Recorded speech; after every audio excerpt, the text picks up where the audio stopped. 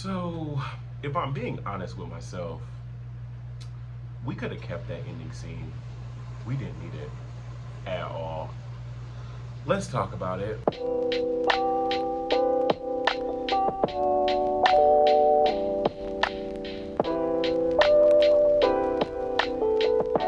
What is up, you guys, and welcome back to Leo Reviews. I'm your boy Leo, and today we are here to review the Real Housewives of Potomac, Season 8, Episode 4. And when I tell you guys, I don't like Nika. She's officially, I don't like her. I tried, I really tried. I gave it a good college try, but she didn't come in on a good foot. She didn't come in nice, sweet. She just came in ready to stir up some shit. And I mean, she did. And now I can't stand her face. But before we get started, you guys, please do all the YouTube things. Like, comment, subscribe, and hang. Let's get into the foolishness. So in the first scene, we have Nika. She's picking her husband up from the airport. We find out that he's a traveling doctor, which that actually sounds like a pretty dope ass gig. And typically, people who do traveling, like doctors and nurses and like that, that's the money. That's real coin right there. So good for him. So Karen gives him a call and invites him to their pickleball event. She tells him it's going to be for all the ladies and they can bring all their men too. It's going to be like a couples event. It'll be actually the first all-cast event of the season. Great. 4 episodes in, but we get an all-cast event. Finally. Nika starts talking to her husband about the whole situation with her and Wendy. We find out a little bit more of the information, so I'm guessing that either like her cousin or somebody is friends with Wendy and her family, and I guess Wendy's sister found out that Nika was using Wendy's name for clout, and that's where a lot of this drama stemmed from, was because Wendy's family felt that Nika was trying to use her for clout. I will say, I believe that. I do, because there's just something about Nika and honestly her husband that just gives thirsty, parched, Sahara Desert. Ike tells Nika that he feels that Wendy might be coming from a place of, instead of looking at Nika like my Nigerian sister, she's looking at Nika like, oh, this girl is another Nigerian girl trying to replace me. No, I don't see that. That is the most wishful thinking I can ever hear. I don't see that at all. I don't see that at all. Wendy doesn't see that at all. No. We also find out that Ike and Eddie went to college together, apparently. And apparently they were following each other on Facebook, and now they're no longer following each other on Facebook. And Ike has an issue with that. Y'all, it's Facebook, y'all. Like, who cares? It's Facebook. Like, honestly, it's not that deep. Now, if it were Instagram, I could definitely see that, but Facebook, nah, it ain't worth all that. Oh God, more delusion. Giselle and Robin meet up to have just a stupid ass conversation. Giselle wants to she wants to check Robin. She wants to have a conversation with Robin because she didn't like the way that Juan talked to her. Apparently they were in Atlanta for a reasonably shady event. Who is going to those, by the way? Like, who is spending their money, their hard-earned pesos, to go to a reasonably shady event? No, that's literally throwing money in the trash. No, but apparently while they were out there, Juan was there, and Giselle had confronted Juan about the whole situation with the girl and the other girl, and just all the situations that had recently happened. And she said that Juan got upset with her. Juan was kind of yelling at her. He was going off on her. Now, I don't know about y'all. I just find it interesting, right, that Juan, a man, was able to yell at you, Giselle, a woman, right? And the next time you see him, you were okay. You hugged him. It was all good. But you had to bring a full-fledged bodyguard for Chris Samuels at the reunion, when Chris Samuels never screamed at you. He never yelled at you. He never raised his voice. He did say some choice words on Instagram, but then apologized for it immediately. Literally, I was in that live. He apologized for that shit maybe 20 minutes later. 6 months down the line, you still feel like you need protection? Oh, okay. It's funny who we need protection for, right, Giselle? But hey, the darker the melanin, the scarier we look, right? I was just saying. So Robin comes in to try to excuse Juan's behavior, and what was that, Robin? Was that an excuse? Oh, it was loud in the room. He has hard hearing, so he was speaking loudly. What? We have seen Juan speak normal everywhere else, and even in loud spaces. We have seen Juan speak very much normally. So just this one time, he was hard hearing that day? He wasn't yelling at you? Robin and Juan are just going to continue to try to play in our faces like we're dumb as shit, apparently, because I don't know who believes that. That makes no sense, Robin. Just because you have the self-esteem of a pickle and you believe any and every stupid-ass thing that Juan dumbassly says doesn't mean that we do. Doesn't mean that anyone else does. That's just you, my dear. That's just only you. Start talking about the whole drama with Wendy and Nneka, and Robin's telling Giselle about the whole conversation she had with Nneka. And I'm just gonna say this. I'm not gonna touch too much on their whole conversation because we're gonna touch a little bit more into it at the end of this. But I'm just gonna say the sick enjoyment that that Giselle and Robin get out of just the drama that comes Wendy's way is just obnoxious. It really is. You guys get too much joy out of it. But what makes it worse is that it never falls through, right? Whenever drama that either they organize or someone else organizes or whatever does towards Wendy, it never falls through. Like, was it worth it? Was it worth all your enjoyment? Because for your 15 seconds of laughter, now you're getting fans giving you death threats and cussing you out and doing all of this stuff for like weeks on end. You got so much enjoyment last year with when Mia threw that drink on her, all for y'all to get attacked on Twitter to the point where Robin had to private her accounts. Was it worth it? Because all this does is just make you guys look like mean girl asshole bullies. People who are just miserable and who are just hateful and resentful of their own shitty, miserable lives that you have to go ahead and you have to put your misery on everybody else. Makes no sense. Like, y'all look so pathetic and so bitter for just your hatred for this one woman who has actually done nothing to either of you. So we get a little cute little scene with Candace and her mom. They're having a little breakfast, little lunchy lunch outside in the backyard. It's a cute little vibe. Candace says that since her music career has taken off, her and her relationship with her mom has gotten way better. She said that her mom respects her more. Hopefully she does, because I'm not gonna hold you, Miss Dorothy was doing a whole lot for a lot of years. So I'm happy to see that their relationship is doing better. They get into this whole conversation about, you know, her upcoming tours and the money, and she said that Chris was just not really happy about all the money that's going into these tours. And Miss Dorothy uses this as an opportunity to try to just be real shady towards Chris, talking about, oh, what is Chris doing for work? Oh, does that make money?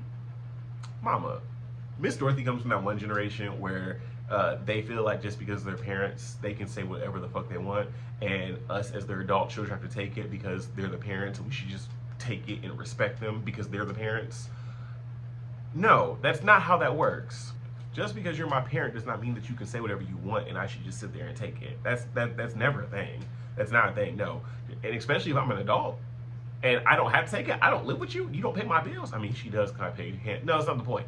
But like for me, you don't pay my bills, I'm not taking shit from you at all. Oh, respect goes both ways. So if you want me to give you respect as your child, or you want me to give you respect as my parent, respect me as your child, but also respect me as your grown adult human being. So if you're not willing to talk to your friends crazy like that, if you're not willing to talk to your other people who your age who are crazy like that, you can't talk to me crazy like that.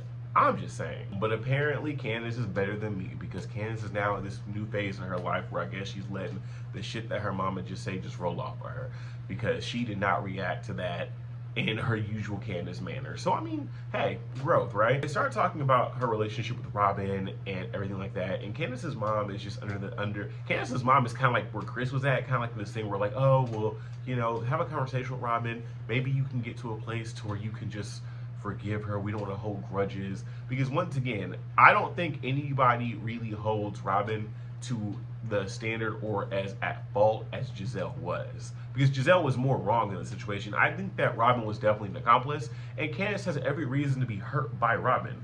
She used the situation with Chris to cover up her bullshit with Juan. So Candace has every right to do it. I guess, Candace, if you really valued your friendship with Robin, I don't know why anybody would ever value that friendship, but I mean, if you valued it, girl, talk to her. Talk to her. have a conversation. But I mean, the way Robin was looking at you later on this episode, I don't see that happening anytime soon. And while I agree with, definitely like having a conversation with Robin and maybe not even holding a grudge, I do think that Robin needs to be held firmly for her behavior. Like, she needs to be held accountable for her behavior, because I don't know, I feel like she's acting as she's helped Giselle get into everybody else's relationship, including yours, and she's never really had anybody get her ass about her shit. And I think it's time y'all need to start treating Giselle and Robin the way that they treat you. That's what I feel. I feel like everybody else needs to give Giselle and Robin a taste of their own medicine, right? This ice out shit that Giselle and Robin do, ice them out.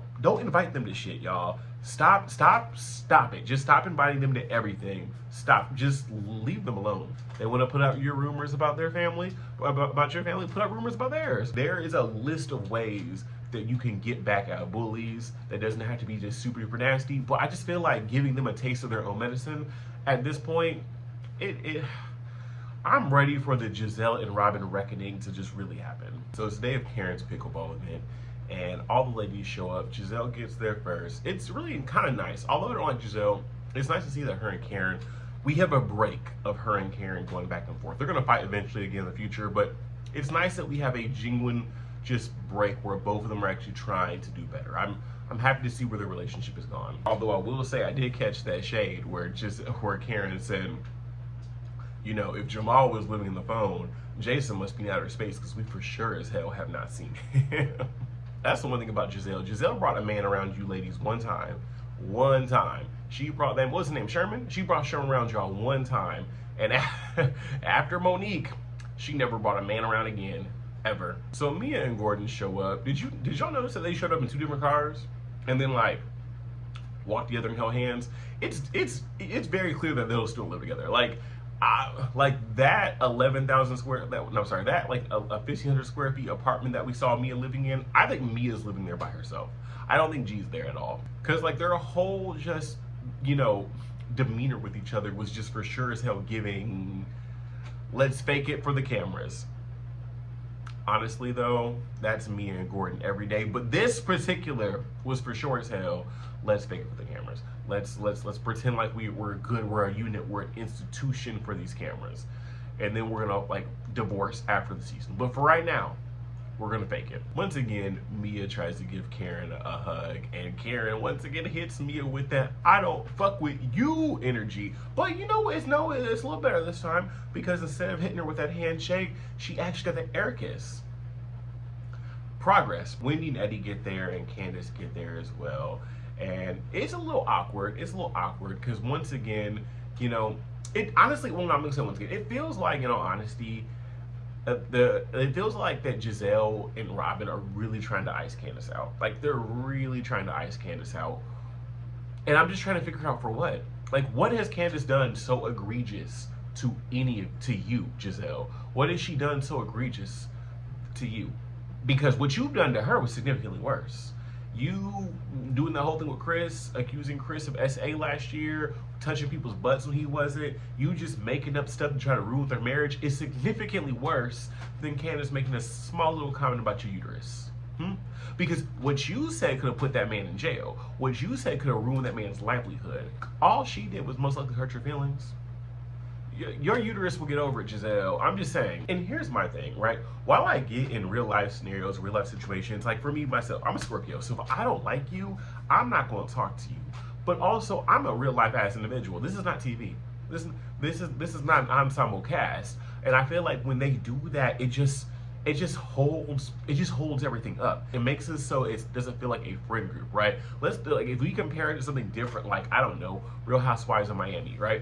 That's legitimately a friend group. The drama that they go through, it's legitimately a friend group. And even though they don't fuck with some people, they all still acknowledge each other, they all still greet, and they all still can come together and have fun. And that's the difference with Potomac. Where is the fun? Which hasn't been fun to watch Potomac since season 4. It has not. Season 5 was not fun to watch. Season 6 was not fun to watch. And last year was horrendous to watch. I don't know if this is what the rest of the season will play out, what this is, I don't know if Potomac can be something I can actually keep watching because I cannot. Every Sunday, I cannot get aggravated. Once again, what has Candace and Wendy ever done to Giselle that Giselle has not started with them first? Like, Giselle has always started with them and then wants to be mad at their responses. Giselle is legitimately a dish but can't take it as individual. And if you can't take it, shut the fuck up. If you don't want somebody to give you that same energy that you put out there to them, shut the fuck up. Becca and her husband get there. It's really awkward. It's really, really awkward. Because they just walk around. Now they speak to the people that they want to speak, but it's just still very uncomfortable. Robin and Juan walk in, right? The producers have a montage and words of all the different comments that the other girls have said about Robin, about Juan, all the different things, and it ends with Juan saying, "I don't care, I don't care." And you know, that's the energy that Robin and Juan are walking in. You know, like they don't care. They do care. Like we know that's bullshit, right? It's very clear that Juan and Robin really care. Like they're pressed. Panini pressed. Robin is going through to jump through any and every hoop to try to make someone else the drama. Trying to make Wendy some drama or try to bring up somebody else's shit to try to get away from her shit. I get it. It's uncomfortable to talk about your own shit, but let's stop pretending that we don't care. Because as soon as we start talking about you, you're gonna freak the fuck out and get mad. It's giving I super care, but I'm trying to pretend like I don't. To make this man who doesn't like me happy. Pathetic. Side note, Robin, what were you wearing? What was it? Why were you wearing, it looked like a leotard and some tights. Where were you going? Where, the ballet? What were we doing? Gymnastics? What? Like a dance class? What was this, Robin? I don't know what did you have on? Seeing Juan walked in, all the girls were shocked, right? All the girls were shocked. They were like, "Ooh, we haven't seen Juan in a minute." Like Juan never comes to anything. It made me laugh because it was like, man, Juan, we know what it is. You were trying to secure Robin's check simply because you don't have a check coming in. So we got to make sure Robin comes. So that's why we're seeing Juan in every episode. I miss the days when Juan Dixon wasn't here because seeing Juan in these episodes is just not, ugh. Like, I have never seen a situation where like a house husband has so much drama and he gives us just so much nothing as it pertains to that drama. Like, Michael at least gave us something. Michael gave us conversation. Michael would argue back and forth with the ladies. Michael would do something to keep it interesting. But Juan, it's dead. It was funny though when Mia said, well, Juan had only two options, was stay home and watch TV or come here. And I laughed in my head because I was like, girl, Gordon had those same two options. All right, so now it's actually time to play pickleball. We have two teams. We have the first team, which is Giselle, Ashley, Karen, and Candace, and they're called the Shit Starters. Perfectly fitted name. Our second team, we have Robin, Nneka, Wendy, and Mia, and they're called the Finishers. I'm not gonna hold y'all. That was a real dysfunctional watching that. And as much as I want to say that I know what pickleball is, I have no idea. It looks like a defunct version of tennis. I don't know what I don't even know how to play. After they play pickleball, that's when Karen, kind of sits everybody down. They're about to eat or whatever, and Karen gives a little announcement. She says she thanks everybody for coming. Not everybody gets along, but she appreciates everybody for at least coming and having a sit down with one another. And she even brings up Robin. She says, listen, me and Robin are not in the best place, but I appreciate her. And as soon as she says that, Juan just gets up and just storms out the room like a petulant fucking child. And then you have Robin in the background, like, why is my name in your mouth? Why is my name in your mouth? And it's like, why? Why are y'all even doing this? Like, why couldn't y'all just be, civil? It wasn't that deep. She wasn't shading y'all. She was legitimately thanking you guys for coming. Why couldn't you just shut the fuck up and sat there? I'm confused. But once again, like I said, y'all want to pretend like you're so unbothered, you're so unpressed. But your behavior is giving flatbed pressed, pancake pressed grill. Like, it's just giving so pressed. So the conversation somehow switches up to Ashley bringing up the whole situation where she accidentally embellished the whole thing to Wendy about what Nneka said. And they kind of go through that. Both girls say they don't really have beef with each other because they all know each other. And then as soon as they say that, that's when Nneka jumps into, well, actually, no, I do have beef with you because your mom did X, Y, and Z. And it's like, girl, I thought you know her. I thought you don't have beef with her. But you do? Oh, okay. And so her and Wendy are having this conversation back and forth about the shrines and everything, and NECA is just all over the place about the whole thing. And then NECA tries to show a receipt to prove that Wendy's mom did say this, and all the receipt was a 9-minute conversation, like a phone log with a 9-minute conversation of from Wendy's mom to somebody. But that doesn't prove, we didn't hear the conversation. There was no text log in that conversation.